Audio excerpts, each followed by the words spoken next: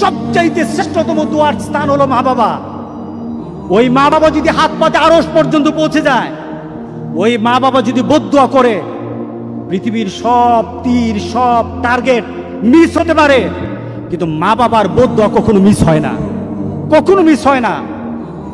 আর সন্তান মা বাবার জন্য যখন দোয়া করে, পৃথিবীর কোনো হুজুর, পৃথিবীর কোনো বুজুর্গ ব্যক্তির দোয়া কবুলের ব্যাপারে সন্দেহ থাকতে পারে, কিন্তু সন্তান যখন মা বাবার জন্য দোয়া করে, এই দোয়া আল্লাহ ফেলে দেয় না। সুবহানাল্লাহ। কারণ মা বাবার এই দোয়াটা শিখিয়ে দিয়েছেন স্বয়ং আল্লাহ সুবহানাহু ওয়া তাআলা, রব্বির হামহুমা কামা রব্বায়ানি সাগীরা। আপনি কবরে থাকবেন, আপনি প্রত্যেক নামাজে আপনার সন্তান দোয়া করবে আপনার জন্য, রব্বির হামহুমা কামা রব্বায়ানি সাগীরা। পড়েন, মা বাবার জন্য দোয়া করেন প্রতি নামাজে বলেন মা বাবার জন্য, রব্বির হামহুমা কামা রব্বায়ানি সাগীরা। আপনি দোয়া করেন, দেখবেন আপনার দোয়ার কারণে আপনার সন্তান আপনার জন্য দোয়া করছে।